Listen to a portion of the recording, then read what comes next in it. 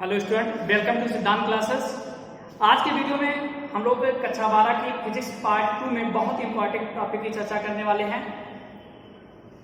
इस बार सिलेबस कटने की वजह से सिलेबस काफी कम हो गया है, तो उसमें सबसे देखा जाए तो एक ही आर्टिकल बचा है इस चैप्टर में। ऑप्टिक्स से जो टॉपिक है उसमें एक ही मेन इंपॉर्टेंट टॉपिक बचा हुआ है, यानी डेरिवेशन कह सकते हैं, जिसे यह आर्टिकल बोल सकते हैं। एक ही आर्टिकल हम लोग को पढ़ना है, जिसे बोलेंगे लेंस मेकर सूत्र, यानी पतले लेंस द्वारा प्रकाश के अपवर्तन का सूत्र, जिसे लेंस मेकर सूत्र भी कहा जाता है। ठीक है, इस लेंस मेकर सूत्र के बारे में हमको पढ़ना है। तो लेंस मेकर सूत्र जो है दो प्रकार से बन सकता है, बनाया जाता है। एक होता है जब लेंस के दोनों ओर का माध्यम एक समान हो, यानी अगर ये एक लेंस मान लिया जाए तो लेंस के इस साइड का माध्यम और इस साइड का माध्यम क्या हो, समान हो। और एक ये होता है कि जब लेंस के दोनों ओर का माध्यम भिन्न भिन्न हो, यानी एक लेंस है, इसके इस साइड का माध्यम कुछ और है, इस साइड का माध्यम कुछ और है। ठीक है ना, तो दोनों कंडीशन में हम लोग पढ़ेंगे। और आज हम पढ़ने वाले हैं पहला कंडीशन, यानी जब लेंस के दोनों ओर का माध्यम एक समान है। जब लेंस के दोनों ओर का माध्यम एक समान है, जब लेंस के दोनों ओर का माध्यम एक समान है, आज हम इस टॉपिक पे चर्चा करेंगे और पूरा सीखेंगे और बहुत ही बेहतरीन तरीके से करेंगे इस क्वेश्चन को हम। ठीक है, अगर आप इस वीडियो पे नए हैं, इस चैनल पे नए हैं, तो चैनल को सब्सक्राइब कर लीजिए, लाइक कर दीजिए। और अगर आप पहले से पढ़ रहे हैं तो आप जानते होंगे, वीडियो को पूरा देखिए तो आपको हर चीज इसके क्लियर हो जाएंगी। अगर आपको कोई भी चीजें दिक्कत होती है तो आप कमेंट बॉक्स में कमेंट कर सकते हैं, सर ये चीज मुझे नहीं समझ में आया, या अगर वीडियो आपको बिल्कुल भी नहीं समझ में आ रहा है तो आप डिसलाइक भी कर सकते हैं या कमेंट करके में बता भी सकते हैं कि सर बिल्कुल भी समझ नहीं आया। ठीक है ना, तो चलिए शुरुआत करते हैं लेंस मेकर सूत्र। जब लेंस के दोनों ओर माध्यम एक समान है, मान लेते हैं कोई एक लेंस है, कोई एक लेंस यह है जो कि वाई में रखा गया है। ठीक, अगर वाई में रखा गया तो इस लेंस का अपवर्तनांक मान लेता हूं मैं यन है, और इसके इस साइड और इस साइड का माध्यम एक समान है क्योंकि वाई हमने माना है। मान लेते हैं इस लेंस की जो मोटाई है वो टी है। मान लेते हैं इस लेंस की मोटाई क्या है, टी है। मान लेते इस लेंस की जो दो गोलीय पृष्ठ है, एक गोलीय पृष्ठ ये, एक गोलीय पृष्ठ ये, इसके जो ध्रुव हैं P1 और P2 मान लेते हैं। अभी मैं थ्योरी को आपको लिखाऊंगा भी। मान लेते हैं कोई लेंस यन है जो कि वाई में रखा हुआ है, इसका अपवर्तनांक मान लेते हैं यन है। इसके मान लेते हैं लेंस की मोटाई जो है वो टी है। ठीक है, आप कहेंगे सर पतला लेंस माना गया और मोटाई क्यों माने, अभी आपको समझ में आएगा वो चीज। और मान लेते इसके जो ध्रुव है P1 और P2 मान लेते हैं। मान लेते हैं इसके मुख्य अक्ष पर, मान लेते हैं इसके मुख्य अक्ष पर एक बिंदु वस्तु स्थित है यहां पर, यानी पहले ध्रुव P1 से u दूरी पर एक बिंदु वस्तु स्थित है। और अगर इस दिशा की दूरी है तो इसे माइनस में ले सकते हैं, माइनस में लिया जा सकता ना। यहां पर मैं चिन्ह का प्रयोग नहीं कर रहा हूं अभी। ठीक है, चलिए अब इस बिंदु वस्तु O का प्रतिबिंब हमें प्राप्त करना है, यहाँ से प्रकाश किरण चलेगी कुछ इस प्रकार से। हम लोग जानते हैं जब कोई वस्तु का प्रतिबिंब प्राप्त करना होता है वहां से प्रकाश किरण चलती हैं, तो प्रकाश किरण चलते हुए आई और इस बिंदु पर आकर टकरा गई। ठीक, चलिए अब ये विरल माध्यम से सघन माध्यम में जा रहा है, तो लोग क्या जानते हैं, अभिलंब की तरफ झुक जाएगा। अभिलंब की तरफ झुकेगा तो अभिलंब इसका कहां पर पता है, इसका अगर अभिलंब प्राप्त करें इस पृष्ठ का, तो इसका अभिलंब कैसे प्राप्त करते हैं, हमने आपको बताया था। अभिलंब प्राप्त करने के लिए क्या करते हैं, वक्रता केंद्र से मिला देते हैं। ठीक है, तो मैं इसका अभिलंब नहीं बना रहा हूं, किसी किसी बुक में बना भी है, कई सारे टीचर्स आपको बनाकर भी दिखाएंगे, बिल्कुल वो गलत नहीं है, वो भी सही है, जैसे मैं बता रहा हूं ये भी सही है। अब इमेजिन कीजिए, अगर मान लीजिए, क्योंकि हमें उसकी आवश्यकता नहीं है, उसको मैं छोड़ रहा हूं। मान लीजिए इसका ऐसे कहीं वक्रता केंद्र है, ठीक है, सॉरी इसका अभिलंब ऐसे कुछ है, तो अभिलंब की तरफ झुकेगा, नीचे की तरफ आएगा, ये पक्का है, तो नीचे की तरफ आएगा पक्का है, तो ऐसे मैंने कुछ दिखा दिया। ठीक, ये भी कुछ दिखा दिया। अब एक बात यहां पर इमेजिन करना होता है कि यदि ये दूसरा वाला पृष्ठ ना होता, अगर ये दूसरा पृष्ठ ना होता तो ये वाली लाइन ऐसे सीधे चली जाती कि नहीं जाती, कुछ इस प्रकार से सीधी निकल जाती है। अगर ये दूसरा पृष्ठ ना होता, यानी इस साइड का माध्यम जो है यन ही होता, तो ये जो प्रकाश का अपवर्तित हुआ, अपवर्तित होकर के थोड़ा सा अभिलंब की तरफ झुका, तो अभिलंब की तरफ झुकने पर सीधी वो चली जाएगी ना, क्योंकि माध्यम चेंज नहीं हो रहा तो क्यों बदलेगा, ठीक है, तो वो सीधी चली जाती। मान लेते हैं ये आई डैश है, ये आई डैश है क्या, ये आई डैश प्रतिबिंब है, किसका प्रतिबिंब, ओ का प्रतिबिंब किसके द्वारा बनाया गया प्रतिबिंब, इस पहले वाले पृष्ठ के द्वारा। पूरे लेंस के कारण मैं नहीं कर रहा हूं, ये पहले पृष्ठ के कारण केवल हुआ है। लेंस में का सूत्र प्राप्त करने के लिए हमें पतले एक एक पृष्ठ के द्वारा प्रतिबिंब प्राप्त किया जाता है, तब बताया जाता है कि हमारा लेंस में का सूत्र क्या होगा। तो हमने क्या किया, अभी पहले पृष्ठ के द्वारा प्रतिबिंब बना लिया। अब हम बात करते हैं कि वास्तव में ऐसा तो है नहीं जो मैंने माना भी कि अगर ये पृष्ठ ना होता, मैंने कहा अगर दूसरा पृष्ठ ना होता तो प्रतिबिंब आई डैश पर बना, लेकिन ऐसा तो है नहीं, तो माना गया था। तो अब हम बात करते हैं कि प्रकाश किरण अब इस माध्यम से यानी इससे निकलकर बाहर की तरफ वास्तव में जब जाएगी तब क्या होगा। अब सघन से विरल में जा रही है, जा रही कि नहीं जा रही। अब अगर सघन से विरल में जा रही है तो क्या होगा, अभिलंब से दूर हटेगी, अभिलंब से दूर हटेगी, इसका अभिलंब ऐसे कुछ होगा, अभिलंब से अगर इस प्रकार से कुछ होगा तो इसे दूर हटने का मतलब हम लोग इस प्रकार से निकाल सकते हैं। ध्यान दीजिए, मैंने आपसे कहा कि अगर पहला वाला दूसरा वाला पृष्ठ ना होता तो उसका प्रतीक आई डैश पर बनता है, लेकिन ये तो माना गया था, केवल इमेजिन किया गया था, वास्तव में दूसरा पृष्ठ है। तो यानी जब लेंस से बाहर प्रकाश किरण निकलेगी, जो प्रकाश किरण से चलते हुए यहाँ पर आई, टकरा कर अभिलंब के ऊपर झुक गई, अब ये जब यहां से बाहर निकलने की कोशिश करेगा, जब यहां से बाहर निकलने की कोशिश करेगा तो हम लोग देखेंगे अब सघन से विरल माध्यम में जा रहा है, और जब सघन से विरल में जाएगा तो अभिलंब से दूर हटेगा, और इसका अभिलंब कहां पर होगा, इसका अभिलंब हम लोग कर सकते कुछ ऐसे होगा, और अभिलंब से दूर हटने का मतलब कुछ इस प्रकार से जैसे हमने बना दिया है, आप देख पा रहे होंगे इसी प्रकार से होगा जैसे कि हमने खींचा ये वाला है, और ये हमारा क्या है, आई है। यानी हम लोग कह सकते हैं इसका जो प्रतिबिंब बना है, फाइनल प्रतिबिंब इस लेंस के द्वारा वो आई पर बना हुआ, पहले पृष्ठ के द्वारा कहां पर बना, आई डैश पर बना, ठीक है, पूरे लेंस के द्वारा कहां पर बना, आई पर बना हुआ है। और अगर हम दूसरे पृष्ठ के द्वारा तो पूछे कहां पर बना है, तो दूसरे पृष्ठ के द्वारा आई पर बना, लेकिन ध्यान दीजिए जो दूसरे पृष्ठ द्वारा बना हुआ है उसके लिए वस्तु कौन है, ये जो आई डैश है ना, ये दूसरे वस्तु, दूसरे वाले पृष्ठ के लिए आभासी वस्तु का कार्य कर रहा है। क्या कर रहा है, आभासी वस्तु का कार्य कर रहा है। एक बात और बता दें आपको, जब पहले पृष्ठ के द्वारा यहाँ पर प्रतिबिंब बना, इसकी दूरी को मान लेते हैं वी डैश, और पहले पृष्ठ से मैं मान ले रहा हूं, ठीक है, और जो अंतिम प्रतिबिंब बनता है इसे मैं मान ले रहा हूं वी, कहां से, दूसरे पृष्ठ से, क्योंकि जो आई पर बना है अंतिम प्रतिबिंब ये दूसरे पृष्ठ के द्वारा फाइनली बना हुआ है, ठीक है। तो चलिए इसकी थ्योरी जल्दी से लिख लेते हैं और फिर सॉल्व करते हैं, ठीक। लिखिए, माना कोई लेंस, माना कोई पतला लेंस यल वाई में रखा गया है, वाई में रखा गया है, माना लेंस के पदार्थ का अपवर्तनांक यन, माना लेंस के पदार्थ का अपवर्तनांक यन तथा उसकी मोटाई टी है, माना मुख्य अक्ष पर एक बिंदु वस्तु O स्थित है, एक बिंदु वस्तु O स्थित है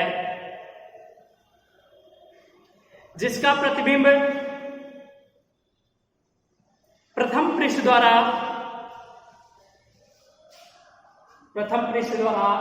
आई डैश पर बनता है, आई डैश पर बनता है, तब गोलीय पृष्ठ पर अपवर्तन के सूत्र से, गोलीय पृष्ठ पर अपवर्तन के सूत्र से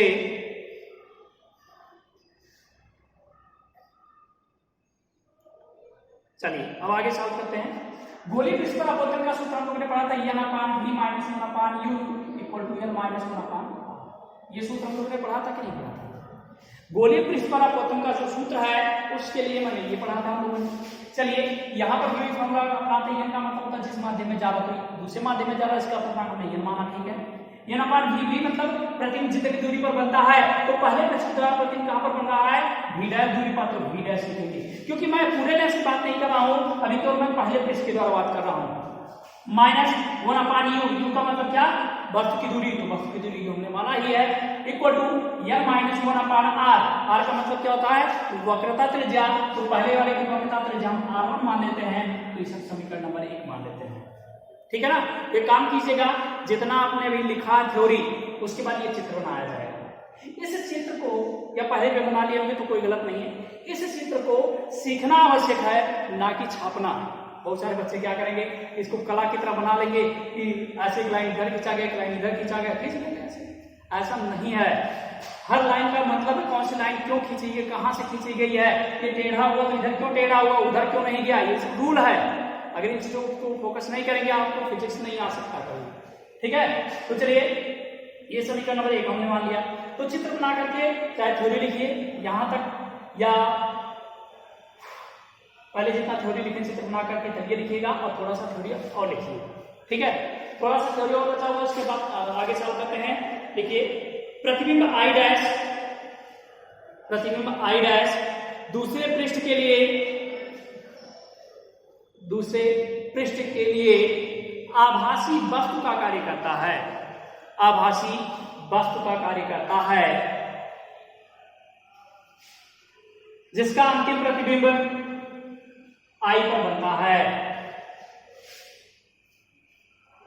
I पर बनता है।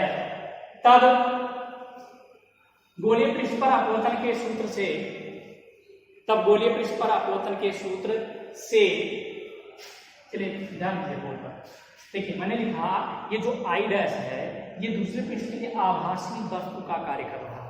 इसका मतलब क्या है, देखिए जो ये प्रतिबिंब बना है ये किसके द्वारा बना है, ये इसका प्रतिबिंब बना है ना, O का प्रतिबिंब बना है, लेकिन ये वास्तव में डायरेक्टली क्या यहाँ से ट्रांसलेट चला है, नहीं।